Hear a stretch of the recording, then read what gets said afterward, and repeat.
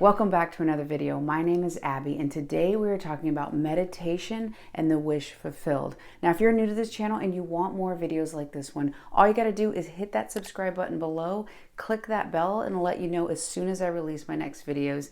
And if you like this video, a great way to support this channel is simply by clicking that like button. It really helps to spread this information and get it in front of people who wouldn't normally see it. So back to the video, meditation and the wish fulfilled. What do these two things have to do with each other, and why are they so important with how they work together? First, let's talk about the wish fulfilled, which comes from Neville Goddard. If you're watching this video right now, I'm going to assume that there's something in your life right now that you wish was different, whether it be about your romantic life, whether it be about a level of abundance, whether it be about your career. There's some sort of wish, some sort of desire that you want to come to fulfillment, you want to experience in your life. And in the teachings of Neville Goddard, the way to do that is to live in the end, to live as if that wish is fulfilled. Have that feeling, the feeling is the secret, have that feeling happen to you right now. If we bring in the work of Dr. Joe Dispenza, we know that how we think and how we feel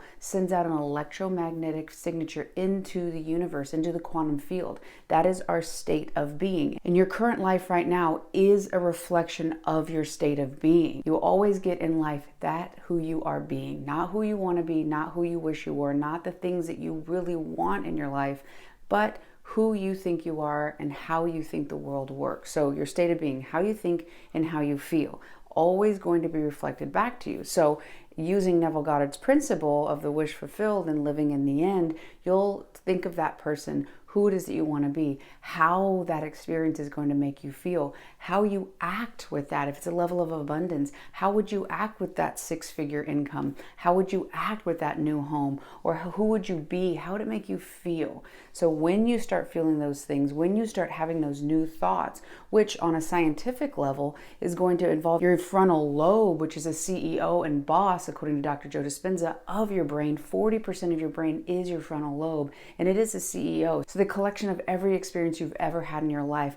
you have neurological networks that are basically a reflection of that. If you took a brain scan, you'd see that is who it is that you are. Your brain has formed these different things, doing things over and over and over, having certain emotions and experiences. So if you're used to thinking that way and feeling that way, as you start to ask yourself, who would you need to be? How would it feel? How would you move into the world? Your frontal lobe will actually look at those pre-existing connections and start to reorganize and weave in a new set of circumstances that is not something that you've experienced before, so that it actually reveals and it opens up your perceptions to those experiences. Because whatever it is that you want right now, whatever it is that your wish fulfilled is, you're perceptually blind to it. Your senses can't actually bring that intel into your conscious mind, because your RAS, your reticular activating system, is actually programmed. It's a priority system. If you think those opportunities are never going to come to you, if you think you're only valuable and worthy of opportunities of someone who only makes $40,000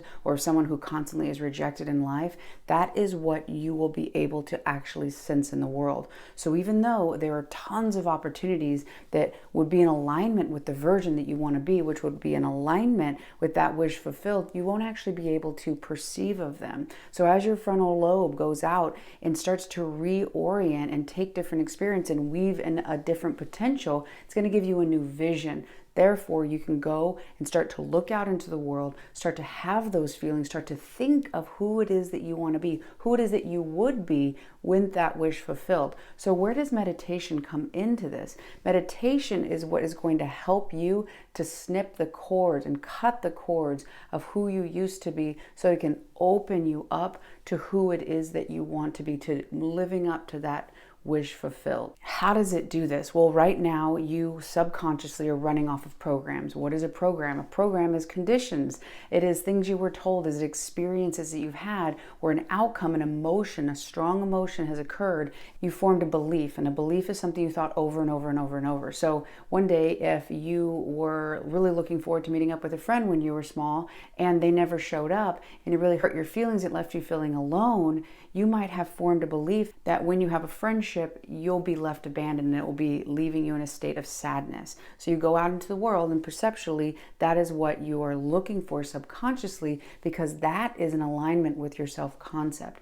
whoever it is that you think you are deep down fundamentally in your subconscious mind, that is what you will have experience in your life. Your life right now is the summation of what it is and who it is you think you are. Since you're watching this, I assume that you do want to make a change. So you need to look and see what it is that has holding you to that, because you can never go outside of your self-concept. What you need to do is expand your self-concept to infinity so that everything that you want to experience can fit in there, because it is in there by default, is in the universe. As you move into more self-love and more self-acceptance, and that you do deserve anything that you want, you will be able to expand that self-concept and to see that simply by being, you do deserve anything that you want in your life. So by going into meditation, meditation helps to bring down your brain waves. And as your brain waves come down, if they can come down far enough into theta brainwave, you can actually get into your subconscious mind, because that is the brainwave that the subconscious mind operates on. Usually if you're in a stress state, you're in traffic, you're running late, you're in high beta, and that's very disorienting. You will most likely not be in heart coherence, and you're going to have thoughts, they're going to produce feelings, and your state of being is far away from where it is you want to be, that version that you want to live in. So the next thing you have is beta, which is right now. We're learning, we're talking, and we have a little bit higher brainwave, but it's still helpful. Then under that, you'd have alpha. It's a little bit slower. That'd be more of a relaxing state. Maybe you're watching TV, maybe you're having a massage, but you're more relaxed. Now, right before you go to bed at night and right when you're waking up, there's that twilight where you're aware that you're awake, but it's very much still a murky area where you're not quite firing on all cylinders.